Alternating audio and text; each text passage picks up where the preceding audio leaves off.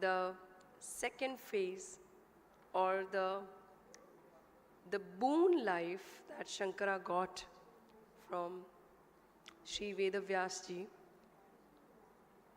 So, amidst your round of applause, I would very humbly call upon Swami Mitranand Saraswati ji and Praveen Chaturvedi ji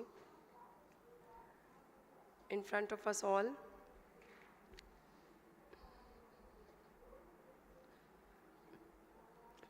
Swamiji, I would very humbly request you to kindly please, okay, done, great. I would now like to call upon stage Chief Executive Officer of Acharya Shankara Sanskritik Ekta Nyas, Dr. Manish Kumar, to kindly please come on stage and pay our humble pranams to Swami Mitranand Saraswati ji and felicitate Captain Praveen Chaturvedi ji. Hari Om, Hari Om.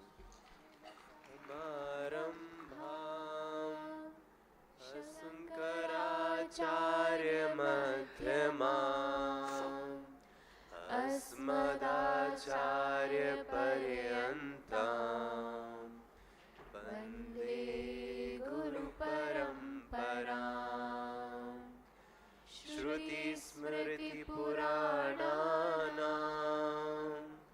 Alayam Karunalayam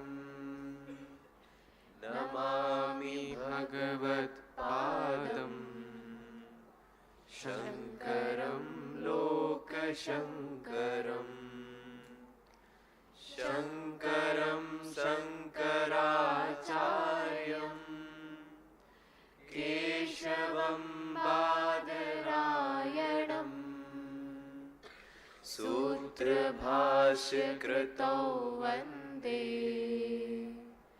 Bhagavanto Punah Punah Ishvaro Gururatmeti Murti Bheda Vibhagine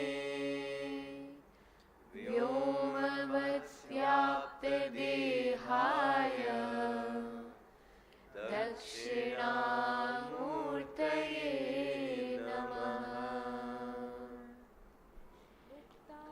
Mayalankritamudraveణi Bhaktabhayatrāṇasubhaddhaveణi Mattaligunjanmakarandaveణi Śrīmad-Prayāge Jayati Triveణi Śrīmad-Prayāge Jayati Triveణi Lokatrayeshwarya-Nidāna-Veణi Tāpatrayoच्चाटनबद्ध-Veणि Dharmārtha-Kāmā-Kalanayika-Veणि Śrīmad-Prayāge Jayati Triveణi Śrīmad-Prayāge Jayati Triveణi Muktāṅganāmohana-Siddha-Veణi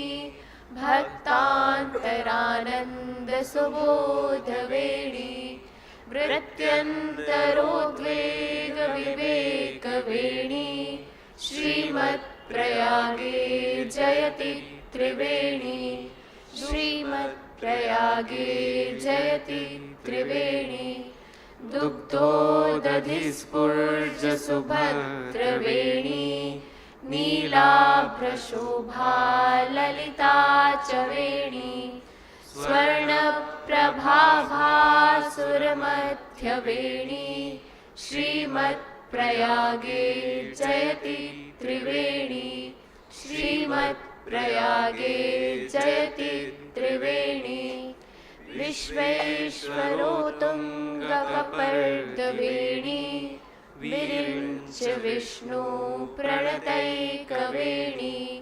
Trayi-Purāṇā Surasardha-Veణi Śrīmad-Prayāge Jayati Triveణi Śrīmad-Prayāge Jayati Triveణi Māṅgalya-Sampatta समृद्धवेणी मात्रान्तरन्यस्य निदानवेणी परम्परापातकहारिवेणी श्रीमत्प्रयागे जयति त्रिवेणी श्रीमत्प्रयागे जयति त्रिवेणी निमज्जदुन्मज्ज मनुष्यवेणी त्रयोदयो भाग्यविवेकवेणी विमुक्तजन्माविभवैकवेणी श्रीमत्प्रयागे जयति त्रिवेणी श्रीमत्प्रयागे जयति त्रिवेणी सौन्दर्यवेणी सुरसार्धवेणी माधुर्यवेणी महनीयवेणी रत्नैकवेणी रमणीयवेणी श्रीमत्प्रयागे जयति त्रिवेणी श्रीमत्प्रयागे जयति त्रिवेणी सारस्वताकारविघातवेणी कालिन्दकन्यामयलक्ष्यवेणी भागीरथीरूपमहेशवेणी श्रीमत्प्रयागे जयति त्रिवेणी श्रीमत्प्रयागे जयति त्रिवेणी श्रीमद्भवानी भवनैकवेणी लक्ष्मी सरस्वत्यभिमानवेणी माता त्रिवेणी त्रैरत्नवेणी श्रीमत्प्रयागे जयति त्रिवेणी श्रीमत्प्रयागे जयति त्रिवेणी त्रिवेणी दशकं स्तोत्रम् प्रातर्नित्यं पठे नरः तस्य वेणी प्रसन्ना स्यात् विष्णुलोकं स गच्छति।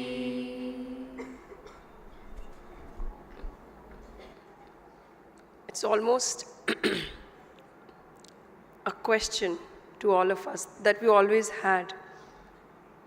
That how did Acharya, he went on debating, and we heard yesterday how Swamiji told us that he convinced the most difficult people, people who were not able to negotiate. He convinced them, he got him into the fold of our Vedic Sanatan Dharma. But on the other hand, he had such poetic, such lyrical strength that he wrote Srimad Prayage Jayati Triveni. I think the only answer to all this is he traveled inward and outward. Each river that he went to filled him with the devotion, I think, and that devotion made him write these beautiful stotrams, right from Panduranga Ashtakam to worshipping idols of different deities, to then writing about mountains, rivers, and the Prakriti Devi. So over to you, Praveenji. We are very excited to delve into the second chapter of this entire story of this yatra that you're going to take us. Over to you. Thank you so much.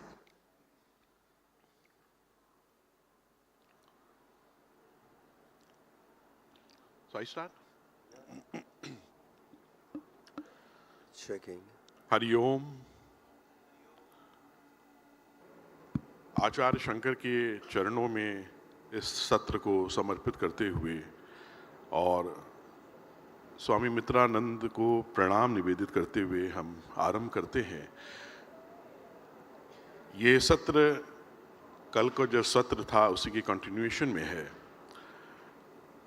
हम लोग चर्चा कर रहे हैं आचार्य शंकर की जीवन यात्रा की और उनके जीवन यात्रा में उन्होंने जो यात्राएं की उसकी। अगर किसी का सबसे उत्कृष्ट और सबसे बृहद और सबसे अद्वितीय योगदान रहा है पिछले 1200 वर्षों में भारत के लिए, सनातन धर्म के लिए, भारत की संस्कृति के लिए, तो वो एक ही नाम हमेशा उभर के आता है, वो है आदि शंकर का। इसीलिए कहा जाता है हम अगर आज हैं तो वो इसलिए हैं क्योंकि शंकर थे। ऐसा अद्भुत योगदान, ऐसा अद्भुत कार्य और ऐसी अद्भुत जीवन यात्रा आचार्य शंकर की थी। ये चर्चा इसलिए है कि न सिर्फ यहाँ जो लोग बैठे हैं वो इस चर्चा को सुने, बल्कि इसकी रिकॉर्डिंग्स आने वाले समय में जब भी जो भी सुने वो आचार्य शंकर की जीवन यात्रा से, उनके योगदान से प्रेरणा ले और एक संकल्प ले कि अगर एक लाखवां हिस्सा भी आचार्य शंकर के जीवन से हम अपने जीवन में अगर अनुकरण कर पाएंगे तो हम भारत भूमि में, भारत की संस्कृति में, भारत की अद्भुत ज्ञान परंपरा में हम उसके संरक्षण की दिशा में बहुत बड़ा योगदान कर पाएंगे। पूरे जीवन में आचार्य शंकर ने खुद को स्थापित नहीं किया। उन्होंने जो ऋषियों की वाणी थी, जो ऋषियों का दर्शन था, जो ऋषियों की परंपरा थी, उन परंपराओं को स्थापित किया, संरक्षित किया और एक नया जीवन दिया कि वो आज तक हमारे पास पहुंच पाई। कल हम लोगों ने बात की कि कैसे 8 वर्ष की उम्र में ही शंकर अपने घर का परित्याग करके अपने गुरु की खोज में कालाडी से ओमकारेश्वर के लिए निकल गए। फिर उसके बाद कैसे अपने गुरु के स्थान में उन्होंने रह के शिक्षा और दीक्षा ली और फिर कैसे वहाँ से आगे बढ़े, काशी आए, फिर काशी में रहे और स्वामी जी ने जैसे बताया कि वहाँ से फिर आगे बढ़ के कैसे वो बद्रीनाथ की तरफ गए। हर कार्य जो उन्होंने किया उससे बहुत कुछ सीखने को मिलता है और स्वामी जी वही सीख उनके जीवन से हम क्या ले सकते हैं, उनकी यात्रा से हम क्या ले सकते हैं, आज जैसे कल स्वामी जी ने हमको बताया, आज भी आगे बताएंगे। तो Swami ji, now if you can tell us, during his journey, further where he went and what he did after Badrinath.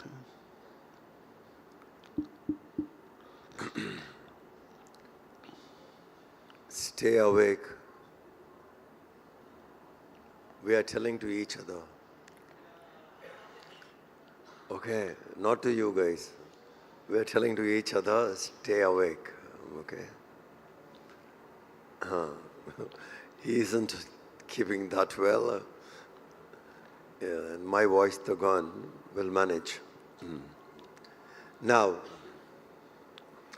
one of the things yesterday we discussed, I want you to remember, is Shankara had no address, no center where he can go and say, this is my place.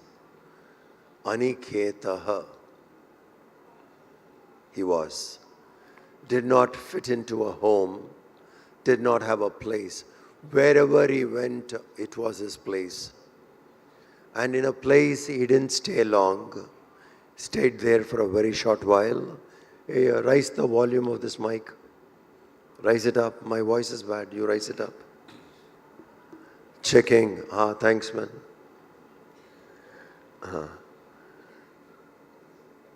So wherever he stayed, that was his place. That is the level of comfort.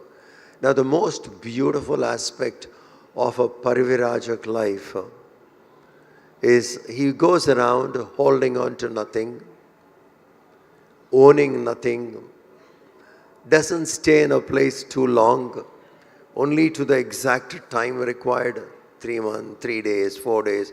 Some places, if he has to write a book, he would stay longer. Otherwise, he was traveling and traveling.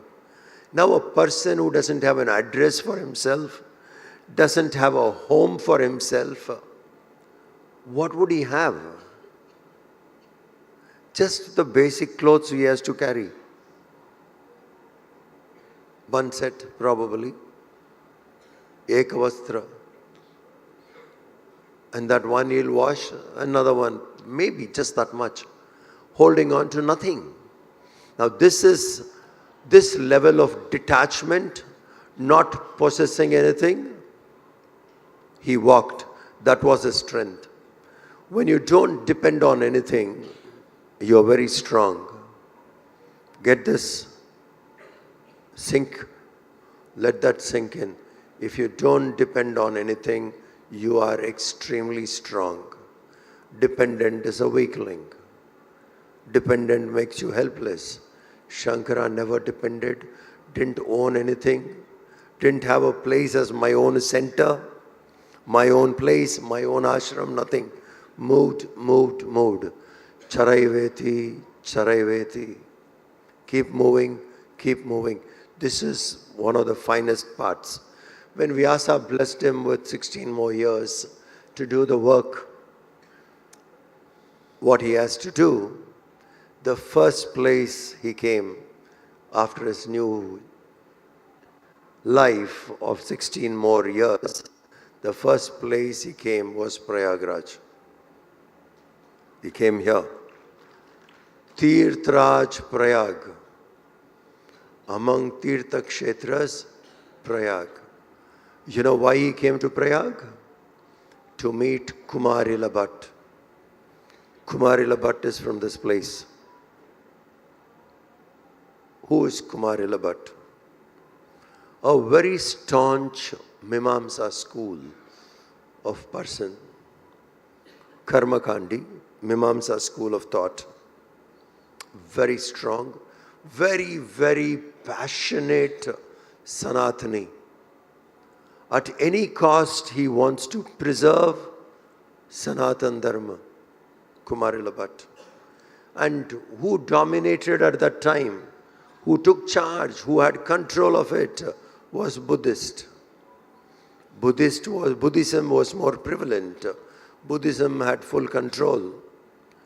So Kumari Bhatt decided that I should go into the Buddhist school, go in and find out what they actually do. What is their secret? How are they doing this? To understand them, I need to be inside. So he disguised himself as a Buddhist monk, joined a Buddhist monastery, Kumari Bhatt, and he was studying Buddhism under them. The objective is very clear. What is their secret? What is their strong point by which they are convincing the world? And Buddhism went around. Outside India, it's more prevalent. Be it Mongolia, be it Japan, be it China, Korea, Sri Lanka, Afghanistan, it went. Indonesia, Buddhism spread in a very big way. So he wanted to know what is the point by which they are doing this. So he was pretending to be a Buddhist monk in the monastery, and he found out what it is. And they also found out he was spying them. Intelligent. IB. Sanatan IB he was. They understood that Kumari Bhatt was, they want to punish him, but he came out unhurt. Just a bit of his eye got damaged, but otherwise he was fine. Came out. Now the spying was one. What Kumari Bhatt, and he understood what is the point, and he shared that. With that, if you see, the Buddhism could be dismantled. But deep inside, look at the sincerity of Kumari Bhatt. The Buddhist leader, the Guru, trusted him. He trusted him and gave him shelter. Trusted him and accommodated him. There was a trust factor. I betrayed the trust. The Guru, the Buddhist monk, trusted me and treated me with absolute love and concern. I betrayed. For a bigger picture, he betrayed. But deep inside, it was hurting him. That anyway, I have done Guru Droha.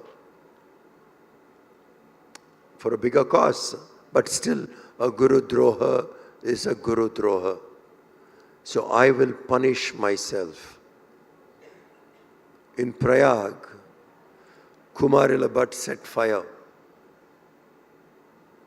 A platform on which he set fire, and the fire was dry husk. You know the dry husk? When you take rice out, you have husk, the cover. In that he piled up and took Agni Samadhi. A huge fire will burn you fast. The torture could be there and you can die fast.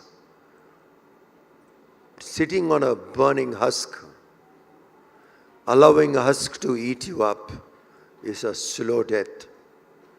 What kind of a person Kumarila Bhatt should be to take a stand that way? That for Guru Droha, this is what I need. But why I did, I'm correct. It needs to be done, I did. But there is a prayachita and I do this to myself. Sat on a burning husk, allowed the husk to burn him up. It is at this point Shankara comes. Because Kumarila Bhatt was number one Karmakandi, had the greatest following, Mimamsa school of thought, and Shankara wanted to debate with him.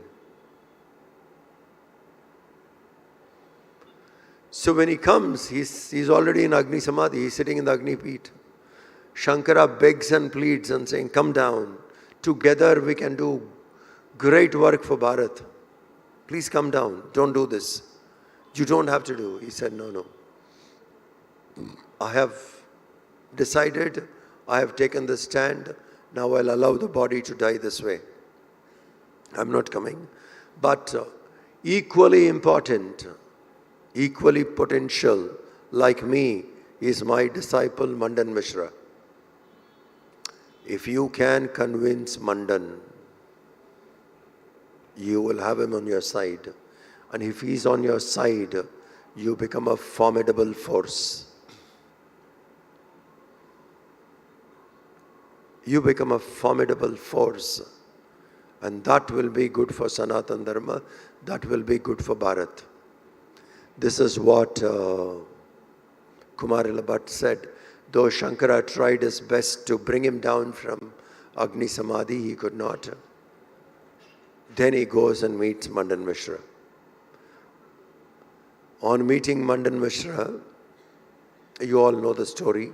I don't have to go deep into any of those because most of you know it. But one point I want to bring out. Ubhaya Bharati is Kumarila Bhatt's sister. Ubhaya Bharati is Mandan Mishra's wife. And she is also sister of Kumarila Bhatt. And Mandan Mishra is a giant when it comes to discussion on Mimamsa school of thought. Shankara is a giant when it comes to debating on Advait. Imagine two of the best people in that school of thought are sitting together for discussion. Two of the best people of that school of thought, two. And to judge them was Ubhaya Bharati. What must be her knowledge? What must be her position? What must be her wisdom? The two giants are discussing and she is sitting there as a judge. When two experts are there, the judge should be much more senior. Someone who knows it better. And Ubhay Bharati was called. And we still think at Vedic time, at Shankara's time, at later time, women were not allowed to study. Women were called to judge two of the best personalities. One of the finest debates ever happened. Woman was the judge. That was the positioning, Vedic time onwards. What was Kunti's position in Mahabharata? Think. What was Draupadi's position in Mahabharata? Till the end. Yes, she was abused in between, but what was her position till the end? Only woman who is worshipped in the entire Mahabharata. Krishna is the only man. And then it is Draupadi. Think. The position of woman was such. And Ubhay Bharati was one such who was doing that judgment. And this name we don't even know. Ubhay Bharati. Who is Ubhay Bharati? Think. The debate happened and Shankara convinced that his points were very clear. Ubhay Bharati was convinced and she gave judgment in favor of Shankara. What must have been Shankara's trust? That the biggest debate is happening. He's calling the man's wife saying, you judge. I trust you. Oh mother, I trust you. You will not say something wrong. The value of dharma, the value of trust. I trust you. For some of you who may not know, in Mahabharata, 18 Akshoyinis were there. 11 Kauravas, 7 Pandavas, almost 3.5 million people, 3.5 million warriors when you put 18 Akshoyinis together, almost. They had a common kitchen, you know that. Kitchen where the food was cooked for both was common. In a common place for the Kauravas and the Pandavas, the food was cooked. What level of trust must have been there? Common. The trust factor played a big role. And Shankara could trust that Ubhay Bharati will not be partial. The position of woman, the reverence of woman is very clear in this choice of picking her up. And she gave a fair verdict. Sureshwara became his, Mandan Mishra became Sureshwara Acharya and he became his disciple. Yeah, Praveen. So, Swamiji, this question comes to my mind, and if you can enlighten us, one of the biggest threats at that particular time of Acharya Shankar was that Buddhism was spreading its wings, and it was influencing upon, a lot of Sanatanis. So that was definitely a threat, that time. Was it also that Shankar had foreseen that the coming centuries are going to be very challenging and very difficult for Bharat with the Muslim invasions coming in, and he was, preparing in advance the Hindus and, uniting the Bharatiyas? The Buddhism as such, what was not practiced. From what Buddha wanted the Buddhism to be, and what was practiced at Shankara time was completely different. They were practicing various things which Buddha stood against. So it needs to be brought back. So the whole attempt was to bring back Sanatan Dharma. So Shankara played that role very well. Regarding the invasions coming, he being a Dirgha Drishti, he could have anticipated, but I don't think that was something more. You would have seen 500 years later something could attack, 800 years later. could have been that way, but because Shankara's dates, many believe is before 2000, and some believe is in 7th century. Because I go by, the first church was in Ernakulam, 300 BC or something. No, not BC, 300 AD, Common Era. Even synagogue, Jews, was existing in 3rd century in Ernakulam. And Ernakulam is Shankara's birthplace. If there was a synagogue existing there, and there was a church existing there, he never referred to it in his own hometown. So it looks like more was, like many of the Shankara Mats, except one. Many of the Shankara Mats, almost all the Shankara Mats, have accepted Shankara was 2000 BCE. So at that time, almost 1000 years or 500, 600 years before any invasion happened. I don't think Shankara had that in mind. Because I believe he must be 2000 years old. Otherwise, when these things were existing, he would have brought it up in his literature. Nevertheless, Swamiji, but his consolidating, Sanatan Dham and rejuvenating it and reuniting all definitely, played a very important role later on, when the invasions did happen, So Swamiji, moving forward, so now he had Mandan Mishra, with him as his disciple, after he won this Shastrat. And then what happened, further, how he traveled, where he traveled, what he did? If we go into details again, we need one more session. Yeah. And one more, and one more. So we need to wind this up today. So we will cut short. Yes. Important points. Yes. Okay. So from there he moved towards Sringeri. Even as a child, 8-year-old, when he was passing through Sringeri, 8-year-old boy, when he was passing through Sringeri, in that area, he found on a hot day, summer hot day, a frog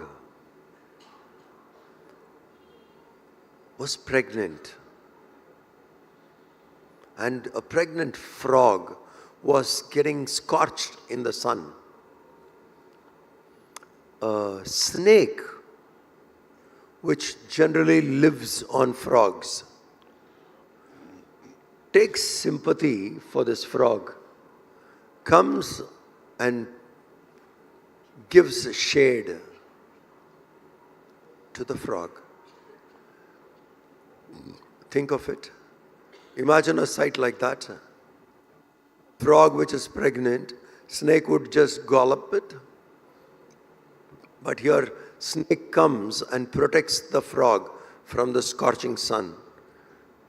8-year-old boy noticed it. He said, I'll come back to this place. And later, when he's 16 or 17 or 18, he comes to Sringeri, establishes his first mutt. On the way, he had 2 more disciples joining him. Of the 4, the first one was in Kashi, Sadanand, who later called Padmapad. Mandan Mishra became Sureshwaracharya. Then there were 2 more people. One was Hastamalaka and Todakacharya. These 4 disciples came. And when he was somewhere close to Sringeri, later, he had that call his mother was calling him. He felt that his mom is calling him and her time is close. So he needs to go there fast. And for a person like Shankara, walking alone need not be. He could do even astral. So he moved swiftly to the place of his mother's, came to Kaladi. And there she was living, and she knew that her time is up, and she was extremely proud to meet her son. The boy who left at 8 has come back to visit her, and now he is a Jagat Guru. Renovated temples, found idols, defeated people in debates. She has been listening to his glory. Was overwhelmed that she has to make that sacrifice of letting him go. And she let him go to take sannyas. The world benefited by it. And she was to pass away in Shankara's presence. And she requests Shankara, I would like to see Krishna, Vishnu, before I pass. And he made her have a vision, and then she attained Samadhi. Now, this was Shankara's work, if you see. Before coming to his mother, he established the 4 mutts also. This much is done. Now from Kaladi, he starts his yatra. First goes to Trishur, Vadakunatha temple. Vadakunatha temple. It is a Shiva temple. His parents went there before Shankara was conceived. Before Shankara was conceived, Aryamba and Shiva Guru, Acharya's parents, went there to do tapas. They did tapas and then they conceived a child. This is a very important point. Conceiving a child should be after tapas, not accidental. So they were very keen, did all their tapas, then Shankara was conceived there. Shiva Guru had a dream. Shiva coming and talking to him in his dream. What kind of a child you want? Brilliant but short-lived. Dull, long life. Dull but long life. Brilliant, short life. Quality years, quantity years. Both of them. Obviously their desire was quality. Brilliant child, even if it is. So that happened in that Vadakunatha temple. Shankara goes there first. From there, Shankara travels to Guruvayur. Establishes the puja vidhi. How a correct puja should be performed by Vedic rites.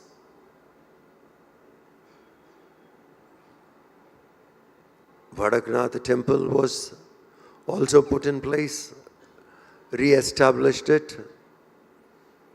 Puja vidhi was given correctly in Guruvayur, and that is followed till date. Till date, what Shankara sets as the puja vidhi is followed in Guruvayur. Imagine the temple Guruvayur, an absolutely famous temple, Tirtha Kshetra. Thousands and thousands go there every day, Tirtha Kshetra. And from there, the Raja of Thiruvananthapuram called Shankara and saying, even my temple is gone. We are not practicing correctly. Please bring back the puja vidhi. And Shankara re-established the right way of worship in Ananta Padmanabha Swami temple, Thiruvananthapuram, Trivandrum. Ananta Padmanabha Swami temple. Huge idol of Vishnu lying down. The puja vidhi, what Shankara established, and the method he told them to follow, how a temple should run, all happened. And that is to be the richest temple. They have 3 cells underneath Vishnu. And the wealth of it is unimaginable. They are under lock and key. But people who have seen it, government knows it. The wealth there is sufficient for a nation's GDP. That kind of wealth is present. From Anantapadmanabha Swami temple, Shankara comes to Kanyakumari. Tip of Bharat, the V. You should visit Kanyakumari if you have not been. It's the tip of Bharat. 3 seas meet. That is also Triveni. 3 seas meet. Hindu Mahasagar, Ganga Sagar, and Sindhu Sagar. Ganga Sagar is Bay of Bengal. The original name for Bay of Bengal is Ganga Sagar. What you call Arabian Sea is Sindhu Sagar. Indian Ocean, Hindu Mahasagar. He went there. There is a Devi temple. Shankara re-establishes the temple, renovates it. It wasn't in good condition.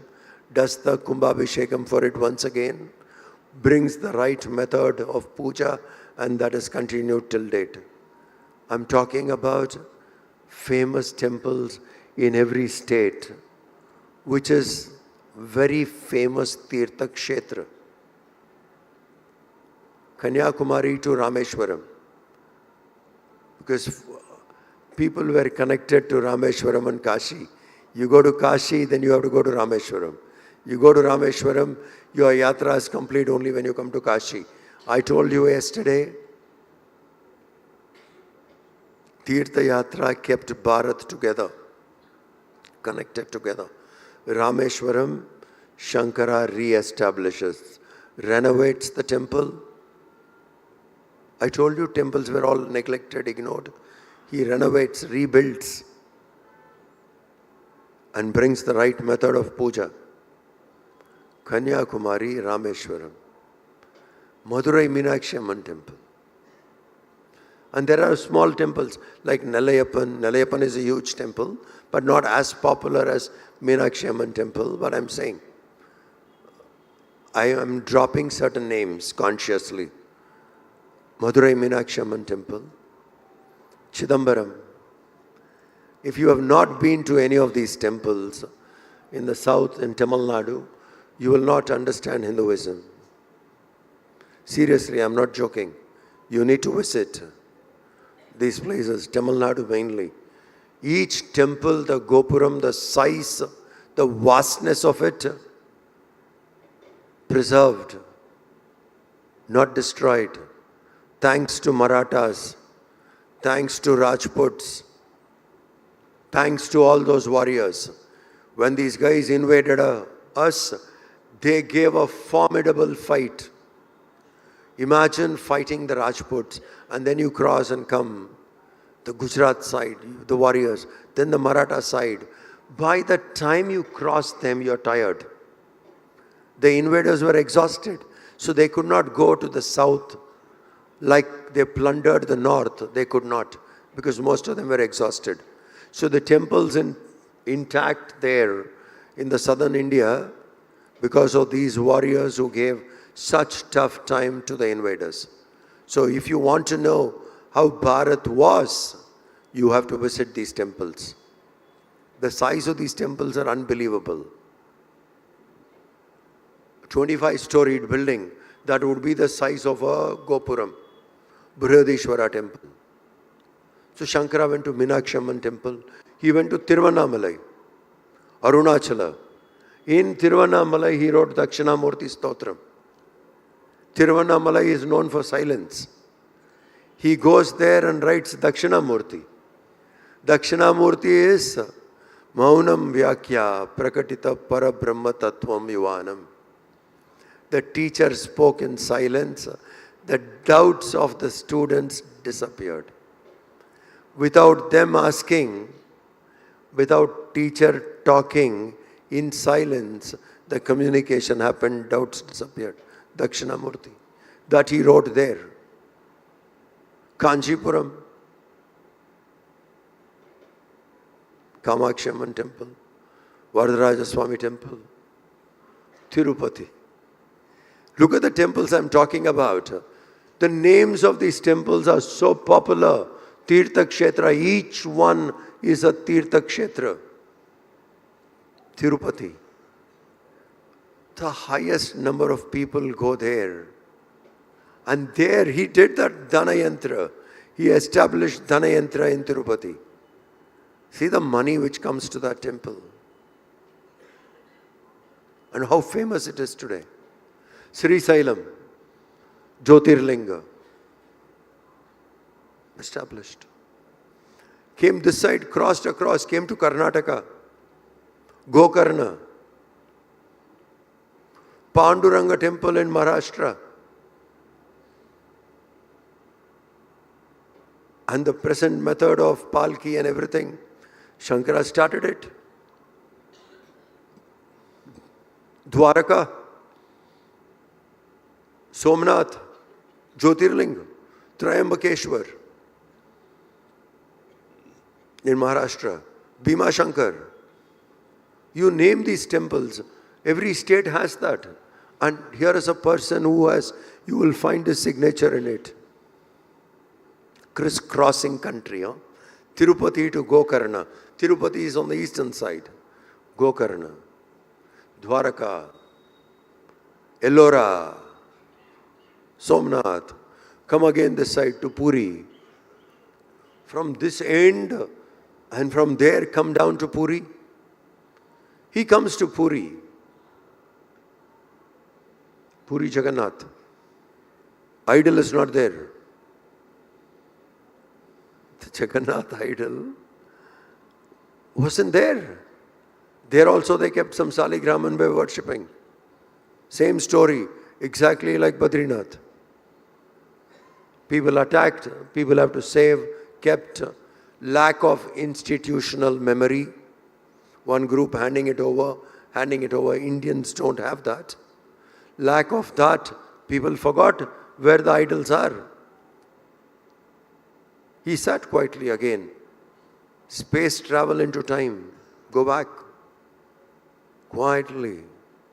Imagine how many centuries he has to go back to where what would have happened. Go back quiet. Find out. He said, come, let's go. He found this in a banyan grove near Chilka Lake. Said, it is here. Let's find. Dig. You get the idols. Those are kept till date. And they change. But he brought back that idol worship there. And the king himself came.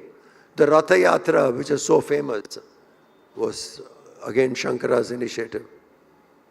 From there he goes to Kamakya, Assam, Shaktipeeth,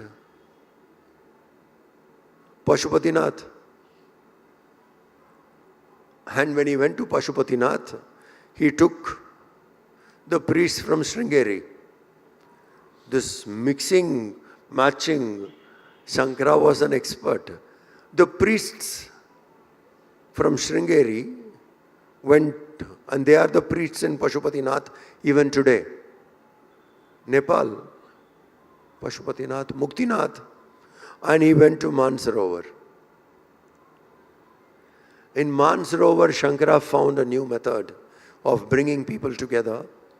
Mansarovar, those who have been will know, is a great place to walk, and almost like every pebble and a stone there will look like a shivling.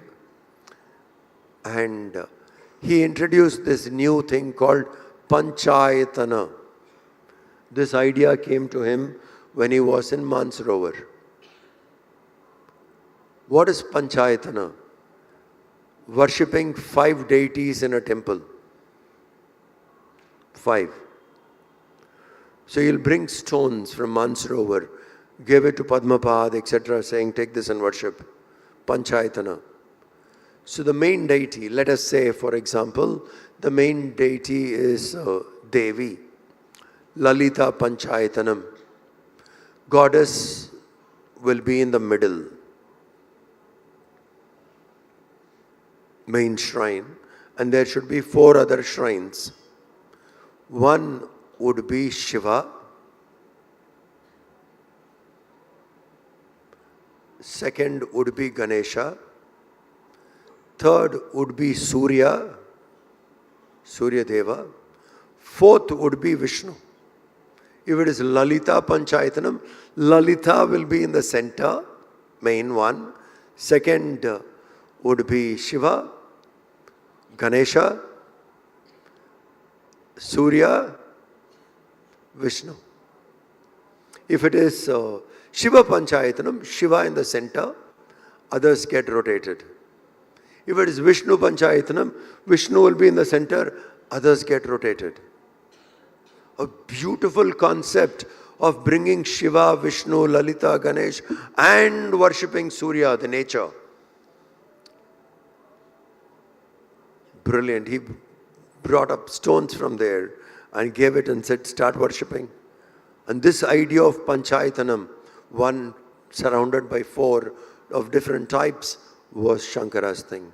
After re-establishing different temples, he brought this to bring the community together. From Mansarovar, he walks all the way once again to Gujarat and then goes up, today what you call as Pakistan, goes further up what you call as Afghanistan. From there, he comes to Sarvagnya Peetam. In his travel, this is a very important place. Sarvagnya Peetam. From Afghanistan, from Kandahar, he comes there. And you can't go to Sarvagnya Peetam and sit there. Sarvagnya Peeta means you are well established in everything. Sarvagnya, all-knowing, all-knowledgeable. Then you sit there. So Shankara comes to sit there. You can't go and sit there. You have to prove yourself. You have to debate with every school of thought. Nyaya school of thought, Vaisheshika, Mimamsa, Yoga, Sankhya, debate. Jain, Baudh, debate. Nastik, debate. Charvaka, debate. Anybody else want to debate? Debate.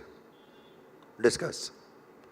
After convincing everybody, then you are allowed to go sit there. And that too with a clause. Not just debating, huh? The clause is, if you consider yourself pure, go and sit there. Otherwise it can be scholarly debate. If you think you have not sinned, you have lived a life pure, you consider yourself pure, go sit there. That way Shankara sat in Sarvagnya Peetam, Sharda Peet, which is right now in POK. We should own it quickly.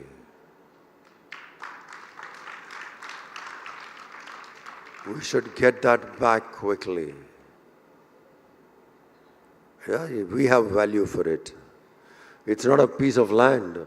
It's a part of our history, a part of our being, part of Advait, part of Shankara's life.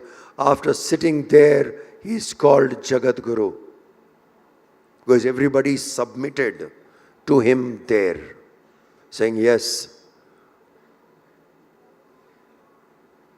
And then in that region, Kashmir area that is, Kashmira Puravasini, that time only he wrote how Kashmir is part of us. In that area when he was going around, he wrote Saundarya Lahari, the paintings which you see.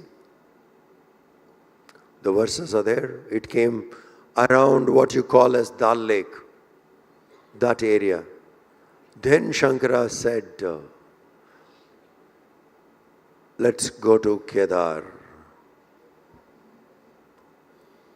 And coming to Kedar was his last point, almost established everything. He wrote Prasthanatraya commentaries, wrote slokas, wrote Panchakam, Shatakam, Ashtakam, Dashakam, everything. Praised the rivers, the mountains, the books, the Devis, the Devatas. Debated with almost all possible people. When he's 32, he comes to Kedar. Says, I'm done. Okay, my last book, Sadhana Panchakam. Just wrote. And there his yatra ends. This is one of those most fascinating travel. Avid traveler Shankara went on foot to all these places. How many mountains and rivers he must have crossed. Crisscrossing the country 4 times. 4 times. From Mansarovar to Kutch. From Kandahar to Kanyakumari. That was Akhanda Bharat. Not what we claim today. Mansarovar was part of us, not Arunachal Pradesh. Mansarovar was us. From Mansarovar to Kutch, Afghanistan to Kanyakumari. This landscape, this person walked 4 times from the age of 16, 17 onwards. Not simply walking, aimless walk, no. Everywhere a significant shrine was re-established. Tirtha Kshetras were built. Till date, those temples which Shankara renovated, the puja method, what he has asked us to follow, has kept Bharat together. You and I identify with different parts only because of it. Chardham Yatra, Gangotri, Yamunotri, Shankara established it. Kumbh Mela, where it was all scattered, gave it again a direction, became a seed of knowledge. So Shankara played a very different role through his travel and getting the nation together. Till date, they are holding us together. Amarnath, if the temple was not there in Kashmir, maybe Kashmir would have gone off. Because thousands go there every year. Our place, our place. So he made sure that this way we are well connected. Badrinath, Kedarnath, we go. We identify it as our temple. So anybody, it doesn't have to belong to that particular state. You can be anywhere else. A person deep down in south identifies with Kedarnath. A man living in Kedarnath identifies with Rameshwaram, Kanyakumari, Ananta Padmanabha Swami temple. Unifier of Bharat through Tirtha Yatra. Shankara was the foremost. That's why my guru called him the most fittest general the Upanishads could ever find. The most fittest general was Shankara. Praveen, I'm done. Thank you, Swamiji. The way you are telling Acharya Shankar's story, it is so engrossing and it is so inspiring that we feel like we should keep on listening to you, telling this wonderful story of his life and of his journeys. But there is a paucity of time. But one thing all the people who are sitting here should take away today, learning from the journey and the life and the contribution of Acharya Shankar, is that we should take a sankalp that we can do in our own capacity for our Rashtra, for Sanatan Dharm, in whatever profession we are. If we take out some time and take this resolve, take this sankalp, then I think all this collectively will go a very long way. The second thing is, Swamiji, I think after listening to your story, this thought came to me that the way we have, Pitra Rin, Matra Rin, Rishi Rin, I think we also have Shankar Rin. Rishi Ren, right? So much he has done. And Swamiji, one last question I have, before we conclude this session. If you can enlighten us, the Dashnami Parampara that he set up, he organized.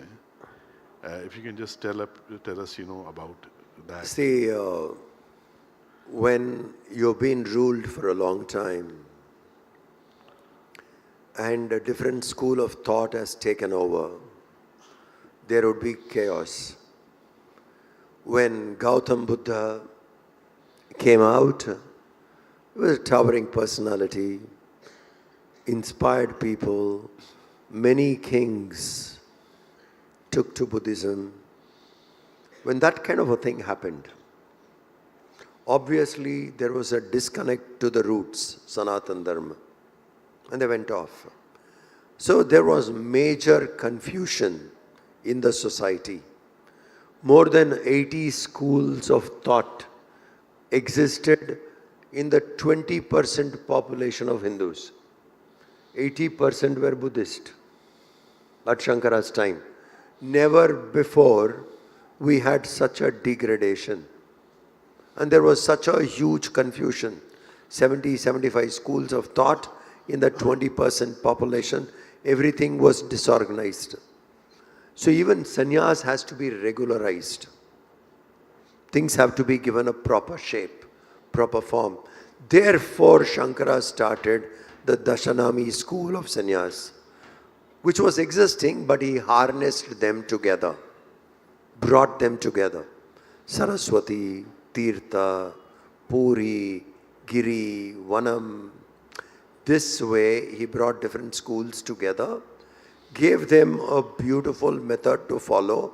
The Jnana Margis will follow in a particular way, and then what you need to do for the Karma Kandis, what they need to do, and how at a much lower down the order, Akhadas have to be established. All this was done by him. So he harnessed them together, regularized them together, systemized so that it is systematically followed. That's a very big contribution. Now to you, I have a suggestion. If you follow, you will benefit. You will be a fit instrument. You could be the Shankar Dut if you do this. Simple sadhana. Do minimum three Tirtha Kshetra Yatra every year. 3.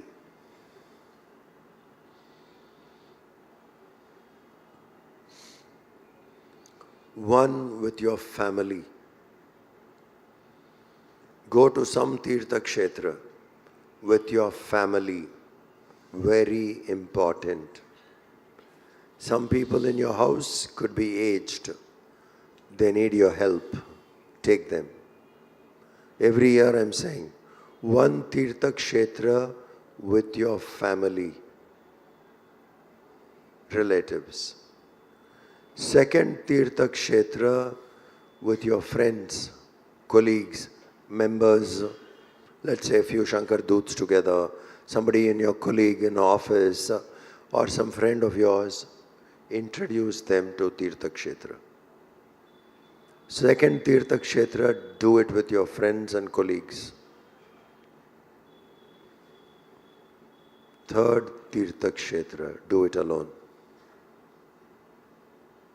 Nobody comes with you. You go alone. Do the whole yatra alone and you come.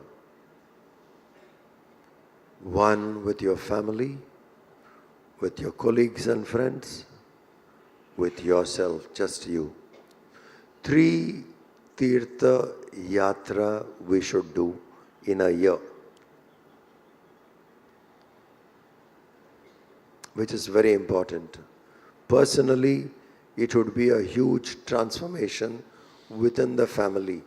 The love, respect, bonding, various things, the harmony will all happen within the family. Second, between friends and colleagues, you are giving them a better vision of life. Third, when you do it alone, you transform. There's a bigger transformation to yourself. Be bold, nothing will happen, just go alone. 2-3 days of the journey, just you, nobody else. Come, spend time for yourself in any of the Tirtha Kshetras, go back. These 3 we should do, and you will be shocked. I told you the benefits, what happens because of this. Family transformation, friends getting a better vision, you having a transforming experience. Apart from that, it is good for the nation. Temple economy, Tirtha Yatra economy is a huge impact on Indian economy, which is all from Hinduism. 70%, 60% of travel economy in Bharat, cars and buses and trains and flights and all that. Travel economy, 60% of the travel economy comes from Tirtha Yatra. 60. Another 10 comes from wedding, which is again a Hindu style. We go do it in a temple, associated 10. 30% of travel economy is from corporates, holidays, corporates, it is 30%. The rest comes. We should contribute. And to honor Shankara, his vision, we must celebrate our festivals. Hindu festivals, we must celebrate. We should not keep away. Why? As far as we are celebrating our festivals, our economy would be fine. Everybody would benefit by it. Just imagine, you go Google, find out for yourself, what is the contribution of Durga Puja to Bengal? The pandals which put up, the celebration of 9 nights, Navaratri. What is the level? Runs into few thousand crores. Just 9 days, few thousand crores are rotated, circulated in Bengal alone. Navaratri is celebrated in different parts of the country differently. Deepavali. How is Diwali celebrated across the country? Every family. 1.16 billion is our population, Hindus, in Bharat. Let's say 1.2. Buy new clothes for Deepavali. 1.2 billion buys new clothes for Deepavali. And what is the cost of a new clothes? Minimum 500, 600, minimum. Highest can go anything. Now choose that. Average you take here, the rich and the poor, the middle income, high income and the low income. Very modest, I'm saying, 1,000. 1,000 into 1.2 billion. What is that economy?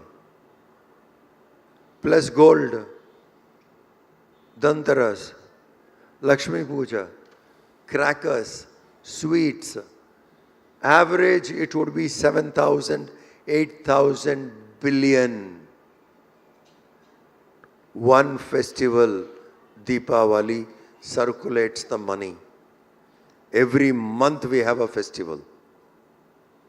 Shankaranti, Shivaratri, Ram Navami, Ugadi, New Year, Tamil, Telugu, Maratha,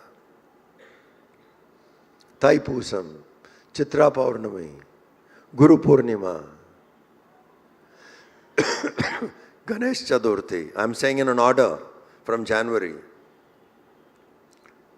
Janmashtami. Janmashtami, Navaratri, Deepavali, Kartika Deepam, Margali, plus special Tirtha Yatras like Char Dham, Shabarimala, Vaishnava Devi. Come on, man. As long as Hindus celebrate their festivals, as long as Hindus go on their Tirtha Yatra, the economy of Bharat would do great. Now, who all benefit from it? Imagine. Deepavali, how many people benefit? How many farmers benefit in Shankaranti? So it's the last man in the community is benefited in the name of God. The Hindu rishis did.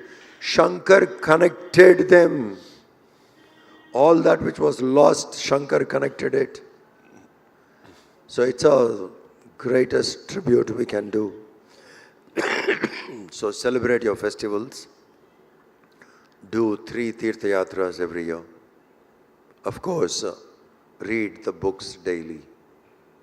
Thank you very much. Beautiful. We'll just open this to the question and answers. So these were very golden words of advice and wisdom given by Swamiji. You all should follow it in your lives first. And remember that you all are the ambassadors of Acharya Shankar. You are Shankar Doots. You are a torch bearer of his great legacy. So you also have a responsibility that, spread this message, share this beautiful, wise advices that you got today, whatever you have learned with your friends and peers, and inspire them to become Shankar Doots themselves. There should be a time very soon in this country that every youth should become a Shankar Doot, and let's all work towards that. We are here because the divine grace of Acharya Shankar. It is his grace and inspiration that Ekatma Dham, this movement has started. It is his grace that we all have come here in the Kumbh. It is his grace that, we are sharing his life journey and learning the essence of what should be done in our lives from him. I thank you, all for being here. I thank you, Swamiji. And before we conclude, we will open this to question and answers. Anybody has any questions can ask to Swamiji. The only request that I would want to make before we open for questions, kindly please keep your questions as questions and not commentaries, 1. 2, it should be relevant to the 2 days session that we had, because we have Swamiji here with us. We can ask ample questions outside also, but these 2 days sessions, we'll ask questions related to these 2 days questions here in the forum right now. Hari Om Swamiji. We have 10 incarnations of Vishnu, Lord Vishnu, and we consider Buddha, Gautam Buddha is one of them. Is that planned by Shankara? What was the question? I couldn't hear. He's saying that, among the 10 incarnations of Bhagavan Vishnu, Lord Buddha, Bhagavan Buddha is also considered as, the 9th avatar. Was it endorsed, by Acharya Shankar? Or how did it come? Balram is seen as an avatar by many. Okay. The 8th avatar is Balram, 9th avatar is Krishna, 10th avatar is Kalki.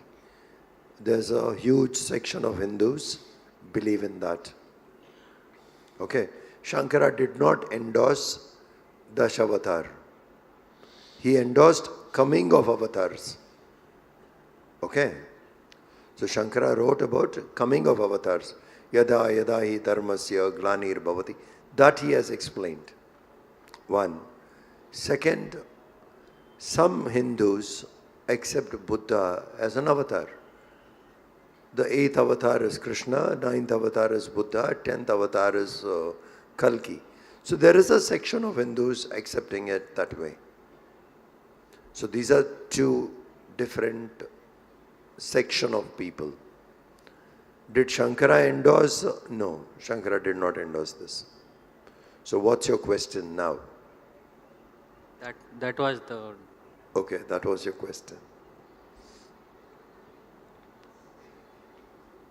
Do we have more questions? Please kindly raise your hands and ask your question.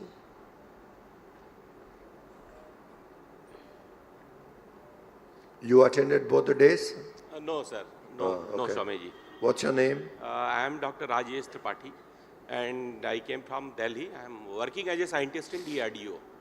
In fact, we two are here, and we both are scientists in DRDO. So yesterday night only we came here, and first question, time I have please. attended your session.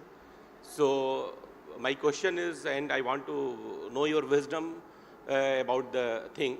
So we have lot of wisdom, lot of things in past, in Sanatan Dharma, in Bharat also. But we are lacking commitment, we are lacking contemplation, we are lacking consensusness in our youth.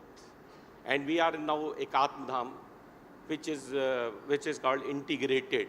So from inside of us, our self is not integrated. We are not at all integrated as a nation also. We can see that we can see I understood the your crowd question. is there, Yeah. but we are not united at all. Come to the question directly. So my question is how the wisdom of our Vedas, how the wisdom of Shankara will help us to integrate ourselves within us, to integrate ourselves as a Sanatan, integrate ourselves as a Doot of Shankara. Thank you. So I want to know your wisdom. Understood, sir. Thank you.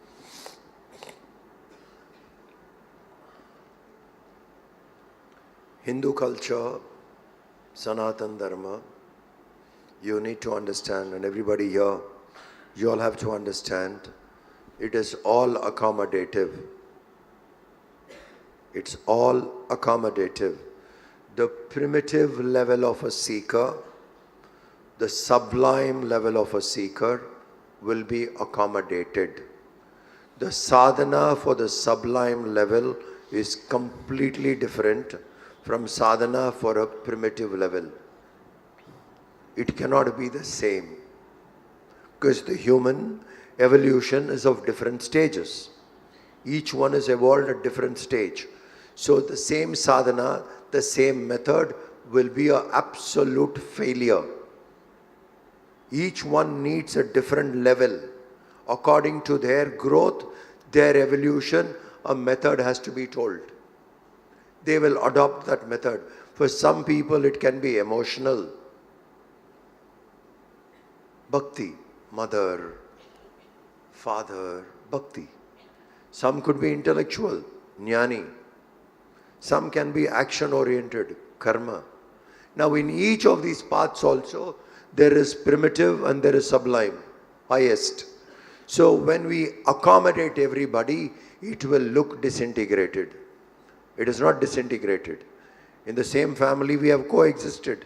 Someone worships Shiva, someone worships the mother, someone worships Ganesha. In the same family, we have coexisted. So Hinduism is not disintegrated. Okay? And if you say it has to be uniform, it should not be. It will destroy. You make the same one book for everybody. How can it one book be for everybody? For all times to come.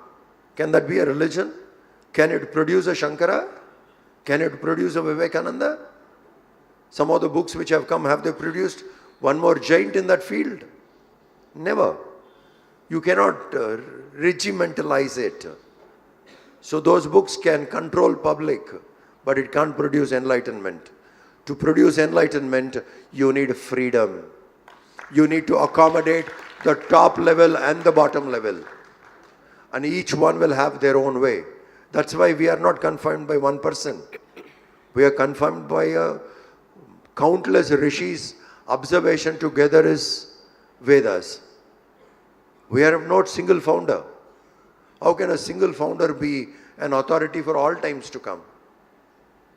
So Hinduism is integrated that way, in accommodating differences. But each one, when they hold on to a particular viewpoint and swear by it and reject the rest, the confusion comes. We should understand in evolution, all positions are important. Holding on to one, swearing by one, rejecting the rest would be a problem. That unfortunately happened on Sanatan Dharma because of Abrahamic influence. It was not a Hindu influence. It was an Abrahamic influence. They believe in one and they reject the rest. They say this book alone is true. All other things are not correct. When you swear by one, when you reject the rest, conflict will arise. This is a wrong influence on Hinduism. Hindus coexisted together within the family. In everybody's family, somebody would be worshipping different god. In our own house, there can be a Kula Devata, but each one chose what they want. Even the book what we want, we choose. So Hinduism gives a wide method to choose. So that way we are integrated, we are not disintegrated. But when one swears by one, not accepting the rest, the conflict will come. I don't think that is a bigger issue today. One last question, we should be closing it with this. If there is, otherwise we'll close it now. Do we have a last question? I Yes. have a Yes, question. please. Yes, please. Swamiji, there was a statement that sometimes we ask questions, but we are not ready for the answer, to digest the answers. So how do we know as Shankar Doots and seekers, and as seekers, that whether we are ready for the answer or not?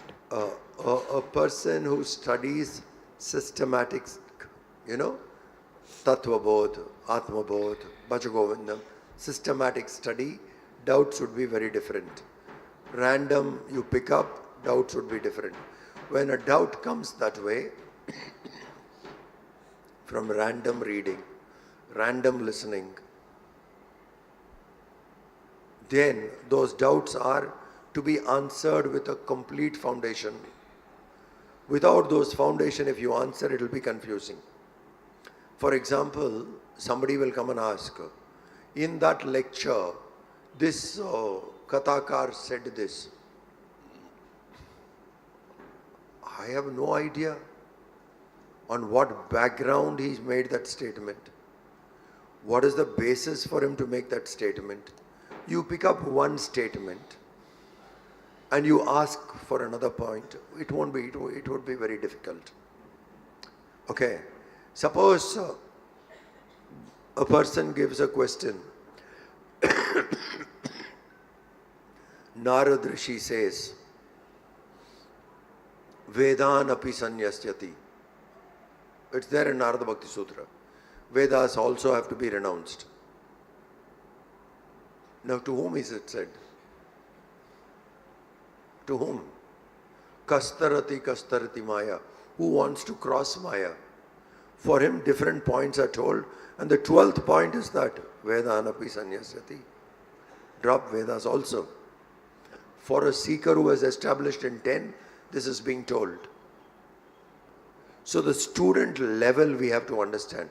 Now a student who is not in that level picks up this verse from Narada Bhakti Sutra, this sutra, and says, Narad said, drop Vedas, why should I read?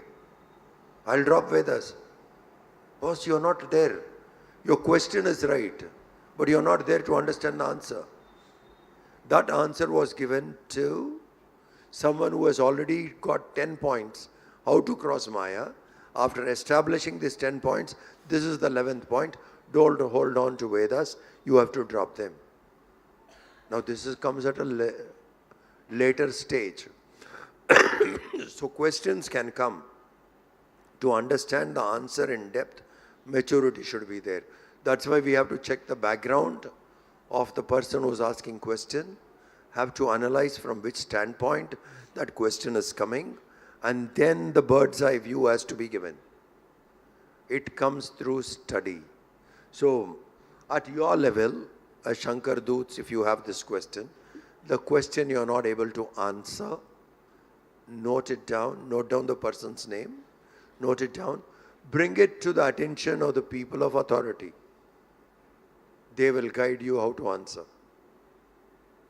So many acharyas are doing classes. Take it to one of theirs attention. They will tell you, oh, for this you have to answer this way. Because this clarity comes from experience, not from information. Over a long period of teaching experience, we have the clarity to pick up from where the question is coming. Then we know from where to answer. So, if you find an answer not convincing enough, bring it to the attention of somebody and we will tell you how to do it. Yeah. Thank you so much. Thank you so much, Swamiji. And thanks to each one of you. As we come to the conclusion of this enlightening talk, Maha Parivrajaka Acharya Shankara, my heart is filled with immense gratitude for the conversation between these two remarkable luminaries here, Swami Mitranand Saraswati ji and Captain Praveen Chaturvedi ji. It has been nothing short of profound, offering us deep insights into the unparalleled journey of Shankara, the eternal traveler of truth and purpose. Swamiji, your wisdom and vibrant energy have once again illuminated the essence of life of Acharya Shankara. Your ability to make his teachings so visual. When he was talking about Mandana Mishra, when he was talking about Kumaril Bhatta, we could actually visualize. We were traveling in that era when Mandan would have been here, when Kumaril Bhatt would have been in Prayag. So thank you so much. It is a gift for all us seekers here. Praveenji, thank you so much for your thought-provoking questions and being our voice, being the voice of each person who is here. Thank you, and may the journey. And before I end my gratitude, there's one person who's among us. I would want to thank him as well. His health was not permitting. Still, he made an effort, and he's been a part of the journey of oneness since the Ekatma Yatra times. Dr. Jamdar, if you could please. Thank you so much, sir. Thank you. He actually wanted to be the part of the entire camp for the 1 month's time, but his health and other commitments were not aligned, but he still made an effort to be here among us because he didn't want to lose any of the milestones in the journey of oneness. Thank you so much. We are really grateful to you. And may the journey of Acharya Shankara continue to inspire us all, guide us towards wisdom, unity, self-realization, and oneness of all universal beings. Thank you so much. Hari Om. My pranams to each one of you.